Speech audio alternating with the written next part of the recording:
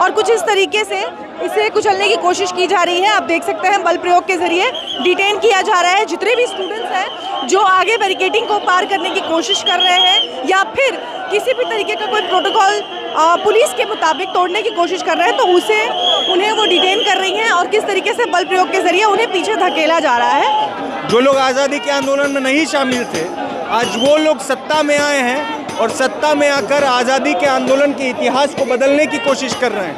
अंबेडकर, भगत सिंह, बिरसा मुंडा, सावित्रीबाई फुले, इनको नकार कर सावरकर के नाम पे कोर्सेज, सावरकर के नाम पे कॉलेजों को खोलने की शुरुआत हो रही है। जगह जगह पर कैंपसों में छात्र विरोध करते हैं तो उन पर लाठी की नज़र में तो सावरकर वीर थे ना, तो उनके लिए थे, तो उनके लिए वो वीर रहे। देश में जो आज़ादी का आंदोलन के इतिहास को तो आप लोग नहीं मानेंगे। हम बिल्कुल उनको नहीं वीर मानेंगे। I ensure that I can give you the assurance that we will not go. We will not go. We will how much quantity they are trying to suppress us. We will not go. We will be here till the end. We will fight till the end. जिस तरीके से उन्होंने 400 पार का नारा इतनी मतलब बेशर्मी से दिया था, उसको किस तरीके से एक धक्का मिला है, एक पुश बैक मिला है। All the students in India, all the students of India bloc have united to challenge to counter this fascist power. भगवाकरण शिक्षा का हो रहा है। बिल्कुल। नमस्कार, जनता लाइव देख रहे हैं आप और मैं हूं आपके साथ पूजा और इस वक्त हम मौजूद हैं जंतर मंतर पर, जहां से मेरे पीछे आप देख सकते हैं ये जितने भी स्टूडेंट ऑर्गेनाइजेशंस हैं, जितने भी स्टूडेंट्स फोरम्स हैं, उनके आज यहाँ प्रोटेस्ट हो रहे हैं NSUI के बैनर तले। ये तमाम लोग आज यहाँ पे जितने भी मुद्दे हैं शिक्षा से जुड़े हुए, चाहे वो NEP हो, न्यू एजुकेशन पॉलिसी, या फिर पेपर लीक, या तमाम जितने भी मुद्दे शिक्षा से जुड़े हुए हैं, उनको लेकर आज यहाँ अपनी आवाज़ बुलंद कर रहे हैं। 12 से ज़्यादा शिक्षा से जुड़े हुए संगठन, स्टूडेंट ऑर्गेनाइजेशंस यहाँ मौजूद हैं और इनसे ही बात करते हैं और जानते हैं कि क्या कुछ इनके मुद्दे हैं। आपका नाम? मान्या शर्मा, मैं राष्ट्रीय सचिव हूँ NSUI की। सॉरी, NSUI की राष्ट्रीय सचिव मान्या शर्मा। अच्छा, तो आज आप लोग यहाँ लगभग 12 से ज़्यादा स्टूडेंट ऑर्गेनाइजेशन एक बैनर के तले आए हैं, प्रोटेस्ट कर रहे हैं। मुद्दे क्या है खास तौर पर? देखिए क्या है ना, ये केवल एक मुद्दा नहीं है, ये हमारे हक की लड़ाई है। हमारे भविष्य के साथ जो लगातार भारतीय जनता पार्टी खिलवाड़ करने का काम कर रही है। ये सत्ता में आए थे, छात्रों की बात करते थे, 2 करोड़ रोजगार प्रतिवर्ष देने के जुमले के साथ ही आए थे। ये रोजगार देना दूर, अब हम ये रोजगार ठग लेते हैं लोगों से, भर्ती भरोसा देने की बात करते थे, भर्तियाँ नहीं निकालते हैं। अब इन लोगों ने नया हथकंडा अपनाया है, इन लोगों ने शिक्षा को प्राइवेटाइज करने की कोशिश करी है। इन्हें ड्राफ्ट UGC रेगुलेशन लेकर आया जिसके तहत कुलपति और प्रोफेसर की नियुक्ति को इन लोगों ने प्राइवेटाइज कर लिया। मतलब कोई भी कोऑपरेटिव सेक्टर का आदमी आके डायरेक्ट VC बन सकता है, प्रोफेसर बन सकता है और उनको कोई एकेडमिक क्वालिफिकेशन की जरूरत नहीं है। अब हम देख रहे हैं भारतीय जनता पार्टी जिस प्रदेश में हमने पैर पसारती है, वहाँ हमारी छात्र संघ चुनाव का खात्मा करती चली जाती है।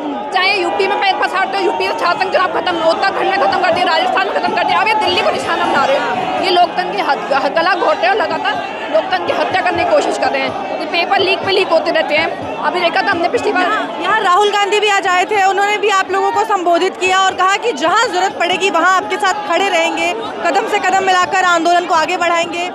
बिहार में इलेक्शन है और बिहार में हम देख रहे हैं कि किस तरीके से वहाँ एक बड़ा प्रोटेस्ट स्टूडेंट्स का चल रहा है लगातार, उसमें कांग्रेस क्या कुछ करेगी?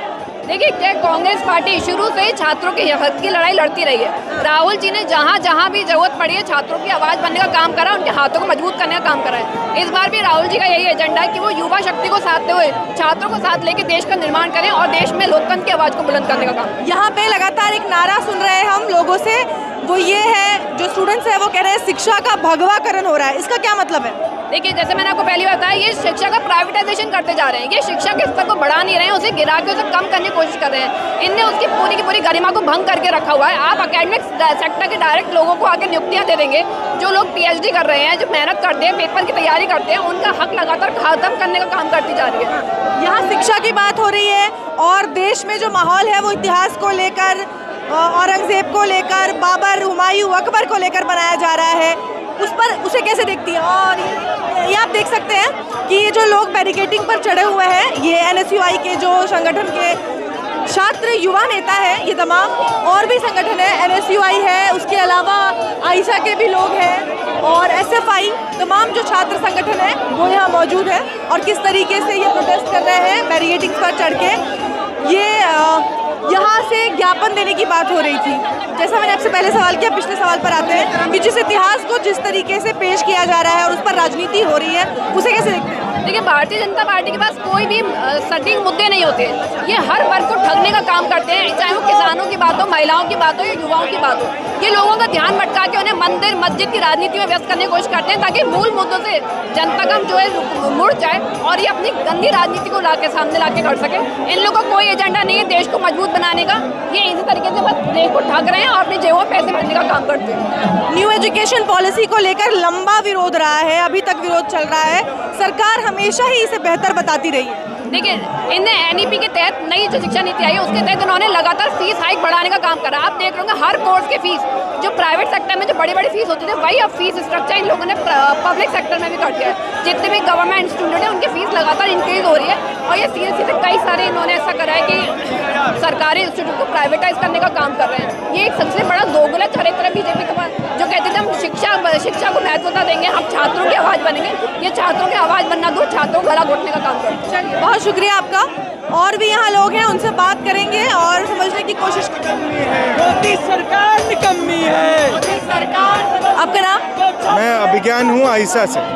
आज ये आप लोगों का संयुक्त जो प्रदर्शन है, इसके पीछे जो मुख्य मुद्दा है न्यू एजुकेशन पॉलिसी को लेकर आप लगातार विरोध करते रहे हैं। अब एनएसयूआई के साथ मिलकर आप लोग प्रोटेस्ट कर रहे हैं। लगातार कहा जा रहा है कि शिक्षा का भगवाकरण हो रहा है, इस पर क्या कुछ कहेंगे? यूजीसी ड्राफ्ट रेगुलेशन आता है, हम लोग देखते हैं ये सरकार जब से सत्ता में आती है सबसे पहले टॉप टू बॉटम अप्रोच से लगातार शिक्षा में आरएसएस भाजपा का जो हिंदुस्तान का विचार है उसको थोपने की कोशिश होती है। हिंदू राष्ट्र का सबसे पहले वो शुरू होता है अम्बेडकराइट राइटर्स को करिकुलम से बाहर करके, मार्क्सिस्ट राइटर्स को करिकुलम से बाहर करके, डेमोक्रेसी पसंद लेखकों को करिकुलम से बाहर करके, अलग अलग यूनिवर्सिटीज़ में वाइस चांसलर आरएसएस के प्रचारकों को बनाकर आज हम देखते हैं स्थिति यहाँ तक पहुँची है कि एक एक क्लासरूम में संघ का अपॉइंटेड टीचर मौजूद करने की कोशिश हो रही है दिल्ली यूनिवर्सिटी जैसी जगहों पर, जो खुलेआम क्लास के अंदर हेट स्पीच दे रहा है, क्लास के अंदर नफरत उगल रहा है और छात्र सवाल कर रहे हैं तो छात्र के नंबर काट रहा है, मार्क्स काट रहा है। पूरी शिक्षा व्यवस्था में एक तरह का वैचारिक लोड हो, एक तरह के विचार से लैस पढ़ाई हो, सही इतिहास, सही डेमोक्रेटिक आंदोलनों का इतिहास, भारत की देश की आज़ादी के इतिहास को रिपेंट करने की कोशिश हो रही है। इस तमाम चीज़ को लेकर, इस भगवाकरण के मॉडल को लेकर जो लोग आज़ादी के आंदोलन में नहीं शामिल थे, आज वो लोग सत्ता में आए हैं और सत्ता में आकर आज़ादी के आंदोलन के इतिहास को बदलने की कोशिश कर रहे हैं। अंबेडकर, भगत सिंह, बिरसा मुंडा, सावित्रीबाई फुले, इनको नकार कर सावरकर के नाम पे कोर्सेज, सावरकर के नाम पे कॉलेजों को खोलने की शुरुआत हो रही है। जगह जगह पर कैंपसों में छात्र विरोध करते हैं तो उन पर लाठी की नज़र में तो सावरकर वीर थे ना, तो उनके लिए थे, तो उनके लिए वो वीर रहे। देश में जो आज़ादी का आंदोलन के इतिहास को तो आप लोग नहीं मानेंगे? हम बिल्कुल उनको नहीं वीर मानेंगे। सावरकर अगर 6 बार माफीनामा लिखकर, कहते हैं कि एक झूठ को अगर 100 बार कहा जाए तो सच हो जाता है। बीजेपी तो हजारों बार कह चुकी है। डंडे के दम पर, जेल के दम पर एक झूठ को सच बनाने की कोशिश ये सरकार कर रही है। क्यों इनको जरूरत पड़ रही है कि आज हमारी शिक्षा से इतिहास की पढ़ाई को बदल दें? क्यों इनको जरूरत पड़ रही है कि भारत की राजनीति इतिहास, वो तो कह रहे हैं कि जो इतिहास में गलतियां हुई, जो कब्रें खुदवा दी आप लोगों ने, उसको भी हटाओ। तमाम तरह की कब्रें, तमाम तरह के, किसी मस्जिद के नीचे मंदिर, किसी मंदिर के नीचे बुद्ध का बौद्धिक स्तूपा, ये तो लगातार रिवाज है, तो इतिहास का रिवाज है। इतिहास को पॉलिटिसाइज इस तरीके से करके कि एक ढंग का इतिहास को लागू किया जाए लोगों की मनोचेतना में, उसका पूरा कोशिश। और यूनिवर्सिटियां वो जगह हैं जहाँ पर सरकार ये कोशिश सबसे मजबूती से कर सकती है। ये पढ़ाई की जगह है, यहाँ पे स्टूडेंट जो एग्जाम में लिखता है उसका मार्क्स मिलता है उसको। सावरकर को वीर बोलने का मार्क्स अगर मिलने लगेगा तो लोगों को लिखना पड़ेगा। और ये फॉर्मूला भाजपा अगर लागू कर रही है देश भर में। इंडिया स्टूडेंट ऑर्गेनाइजेशन के तहत तमाम जितने भी स्टूडेंट ऑर्गेनाइजेशन है वो आज इकट्ठे हुए हैं। इंडिया गठबंधन भी है जिसको देखा जा रहा है कि अपोज करने के लिए बीजेपी को एकमात्र तरीका है, उनके बीच में टकराव होता है। ये स्टूडेंट ऑर्गेनाइजेशन कब तक टिकेगी साथ में? देखिए, ये तो तमाम देश की राजनीतिक ताकतों को समझना होगा कि भाजपा का खतरा देश की अपने संविधान के साथ देश की अपनी चेतना का, आत्मा का खतरा है। अगर उसको उस आत्मा के खतरे से कम आंकेंगे तो अपने अपने छोटे छोटे इंटरेस्ट में सब लोग व्यस्त रहेंगे। उससे आगे निकलकर आज ये अलायंस कोई एक चुनाव का नहीं हो सकता है, ये इसको संयुक्त मोर्चा आंदोलनों का भी बनना होगा, कैंपसों की लड़ाइयों का भी संयुक्त मोर्चा इस मोर्चे को बनना होगा। तो अगर जिसके भी मन में ये बात है कि इंडिया अलायंस एक चुनाव का अलायंस था, उसको दूर करके इंडिया अलायंस को भारत की आत्मा को वापस से जीवित कर भारत के संविधान के लिए लड़ने के लिए हर मोर्चे पर, हर गली में उस संयुक्त मोर्चे को खड़ा होना। आप लोग अभी इस मार्च को भी लेकर चलेंगे आगे? हाँ, हम लोग कोशिश कर रहे हैं इस मार्च को आगे लेकर जाने की, मगर हम देख रहे हैं पुलिस ने आगे बैरिकेडिंग और लाठियों से लैस है पुलिस। हम लोग कोशिश कर रहे हैं कि इस मार्च को आगे बढ़ाएं। चलिए, तो ये मार्च जो है अब यहाँ से स्टूडेंट्स आगे संसद मार्च की तैयारी पर है, लेकिन जैसा कि आप देख सकते हैं पुलिस ने यहीं पर बैरिकेडिंग के जरिए और बल प्रयोग के जरिए उन्हें रोक दिया है और अब ये बैरिकेडिंग के ऊपर चढ़ के कूदने की कोशिश कर रहे हैं, उस पार जाने की कोशिश कर रहे हैं, जो कि नामुमकिन है, ऐसा मुश्किल लग रहा है। और भी कुछ स्टूडेंट्स हैं यहाँ, उनसे बात करते हैं और समझने की कोशिश करते हैं। आप लोग अभी यहाँ से आगे जाएंगे इस मार्च को लेके? हाँ बिल्कुल, अभी हमने सोचा है कि पूरा पार्लियामेंट मार्च होगा। अभी पुलिस करने देगी? अब हमने जिस तरीके से दिल्ली पुलिस को देखा है, जिस तरीके का उसे स्टूडेंट्स को पोर्ट्रे कर रखा है कि स्टूडेंट्स का यही काम है, और दिल्ली पुलिस का जितना भी हमने सप्रेशन देखा है, ऑपरेशन देखा है, आइदर इट इज़ JMI और इट इज़ JNU और इट इज़ DU, हम देख रहे हैं पुलिस तो हमें आगे जाने नहीं ही दे रही है। और अभी भी कितना स्टूडेंट्स को कितनी ब्रुटैलिटी से धक्का दे रहे हैं। वहाँ पे किसी का सर फूट सकता है, किसी को भी इंजरीज हो सकती है, बट दे डोंट केयर। आगे लगातार JNU का मुद्दा हमने देखा कि किस तरीके से वहाँ स्टूडेंट्स के साथ बिहेव किया गया। बिहार में लगातार प्रोटेस्ट हो रहा है स्टूडेंट्स का। ये जो इंडिया और स्टूडेंट ऑर्गेनाइजेशन है, ये कितना पावरफुल होगा आगे, और क्या बिहार के मुद्दे पर भी आप लोग कुछ काम करेंगे? हाँ बिल्कुल, अभी हमने देखा जो जनरल इलेक्शंस भी हुए 2024 के, उसमें किस तरीके से बीजेपी को एक भारी टक्कर मिली है, किस तरीके से उनको चोट मिली है, जिस तरीके से उन्होंने 400 पार का नारा इतनी मतलब बेशर्मी से दिया था, उसको किस तरीके से एक धक्का मिला है, एक पुश बैक मिला है।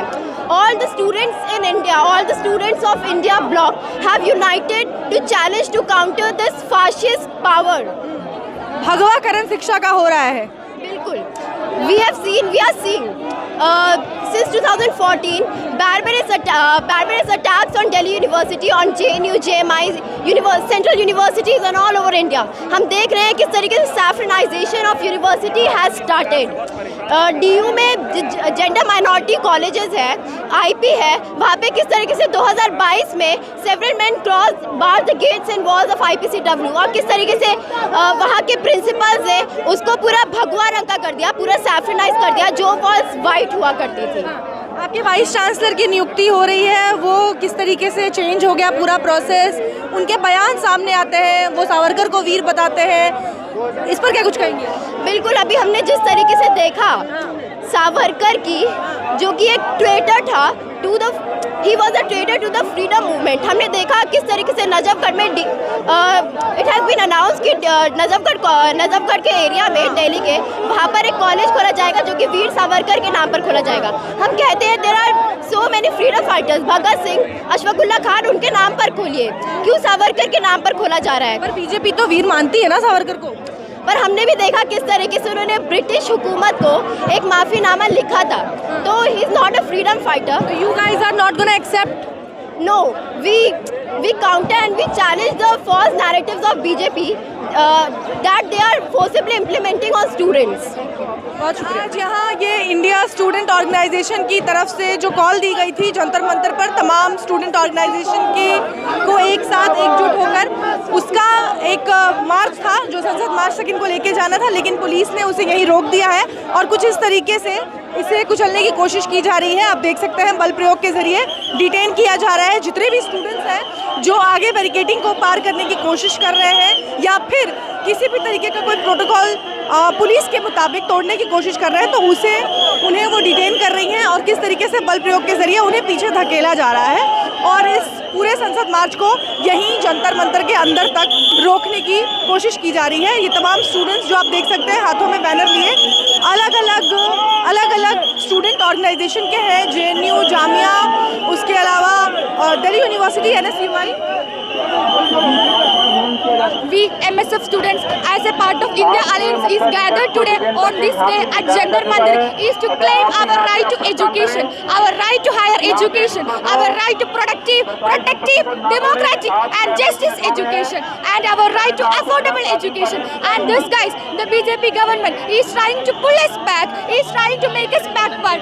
And You guys were supposed to go for a march, yes. but they are not letting you. But they are not letting you go. Still do the same. They do the same every day in every protest. They are trying to suppress us. Who are they trying to suppress? Who are they trying to suppress? Because the BJP, please hear that we will not go. We will not go backward. We will be in the forefront. We will be trying to protest. We will be against them. We will stand against them until the end of the day.